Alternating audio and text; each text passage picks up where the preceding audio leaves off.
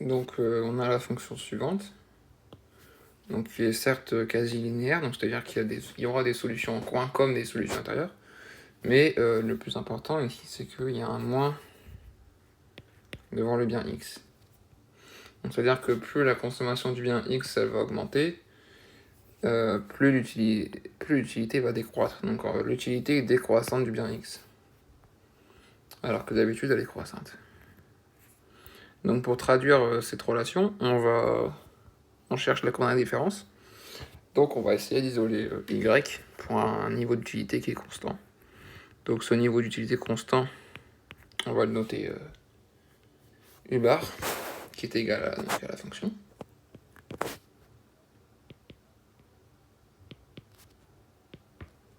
Voilà.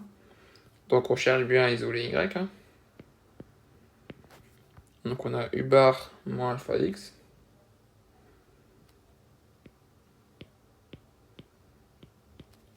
Qui est égal à bêta y à la puissance gamma. Donc on divise tout par bêta. Et on met tout à la puissance 1 sur gamma.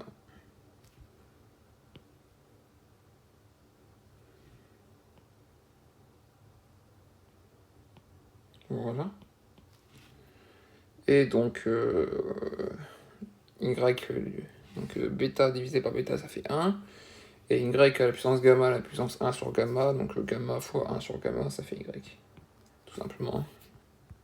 Enfin, gamma fois 1 sur gamma, ça fait 1. Donc y à la puissance 1, ça fait y. Donc là, on a notre courbe d'indifférence. Et là, justement, j'ai fait une erreur. Hop. Ah, parce que d'habitude, c'est un moins. Donc là, on a le moins alpha x qui passe de l'autre côté. Donc le moins devient un plus.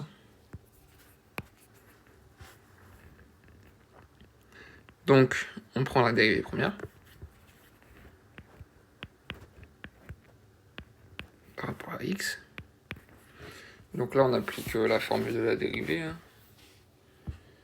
Donc admettons qu'on ait une fonction qu'on va noter f.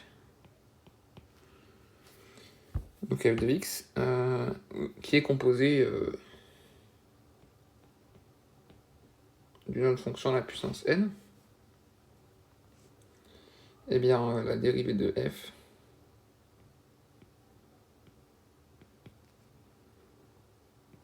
par rapport à x, donc c'est n.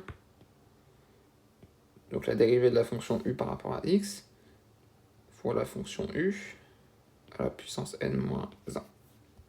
Voilà, donc on applique ça tout simplement. C'est la même logique que quand si on a seulement x. Si on a 2x carré, la dérivée ça va être 4x. Donc 1 sur gamma. Donc 1 sur gamma c'est n. Donc la dérivée de u c'est alpha sur bêta. Voilà. On reprend u.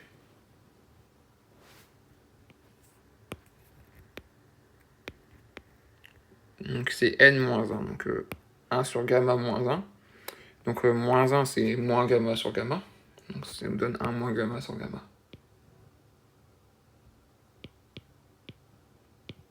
Donc c'est ça, hein. 1 moins 1 sur gamma. Donc on a 1 sur gamma moins 1. Qui est égal à 1 sur gamma moins...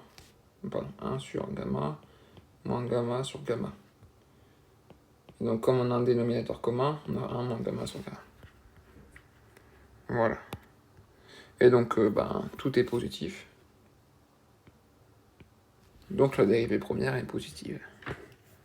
Donc déjà on sait que la courbe d'indifférence ici va être positive. D'habitude elle est décroissante. Elle est croissante plutôt que décroissante, pardon. Voilà, et donc on prend la dérivée seconde par rapport à x toujours. Donc c'est pareil, hein, le n. Donc ici le n c'est 1 moins gamma sur gamma.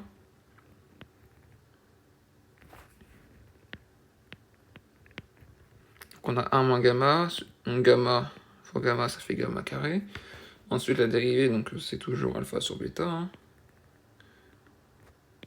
Donc on a alpha sur bêta 2 fois. Donc ça passe au carré. Et là, tout simplement, encore une fois, hein.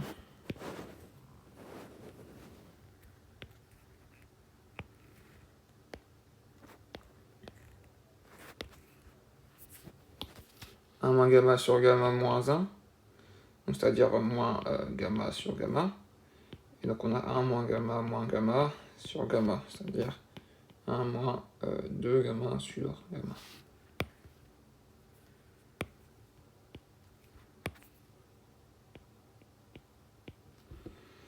Et on a vu, c'est juste ici, dans notre fonction, on a fait l'hypothèse que gamma est compris entre 0 et 1. 0 et 1 exclus. Donc, gamma est compris entre 0 et 1. Donc, il n'est pas égal à 1, sinon ça serait pas défini. Hein. Non, pardon, je dis que c'est un numérateur, ça serait nul. La dérivée seconde, ça serait nul. Donc là, on nous dit que 1 moins gamma, donc forcément, c'est positif. Donc, on fait l'hypothèse que la dérivée seconde est convexe. Voilà, on a presque tout. Donc, on va chercher les 2 points. Hein. Pour, admettons qu'on ait, si on a x égale 0,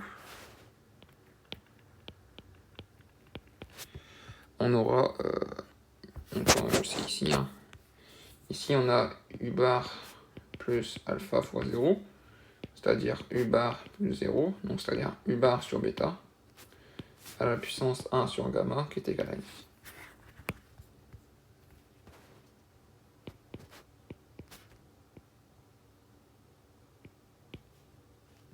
C'était bêta, oui. À la puissance 1 sur gamma.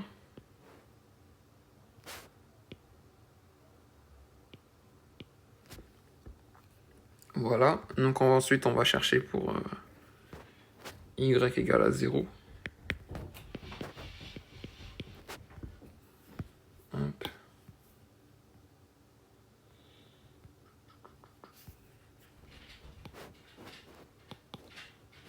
Donc ici on a y égale à 0. Donc on a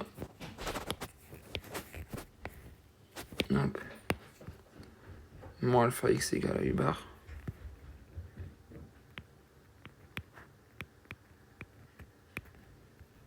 Et donc c'est-à-dire x égale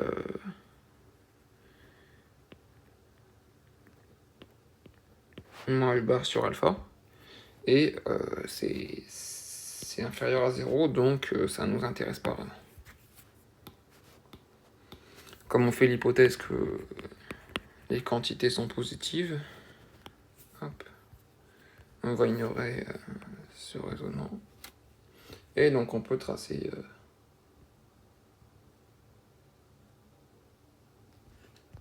la courbe d'indifférence.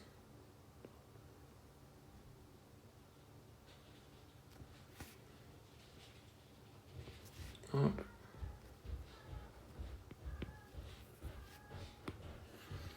Donc pour x égale à 0, on a y égale u bar sur bêta.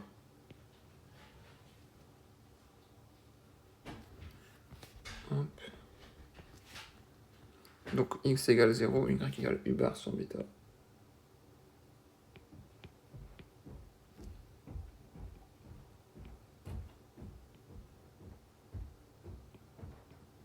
À la puissance 1 sur gamma. Donc voilà.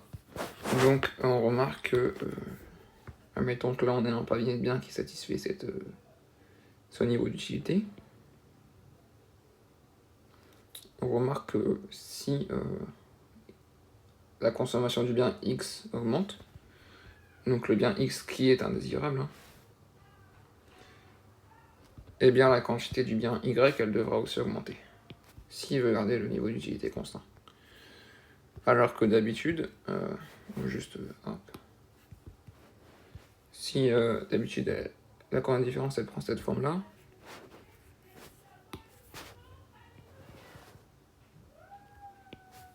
on a ça, un panier de biens qui satisfait ce niveau d'utilité. Donc là c'est x, là c'est y. Et bien si la consommation du bien x augmente, là, la consommation du bien Y, elle diminue. Et donc là, c'est l'inverse, en fait. Voilà.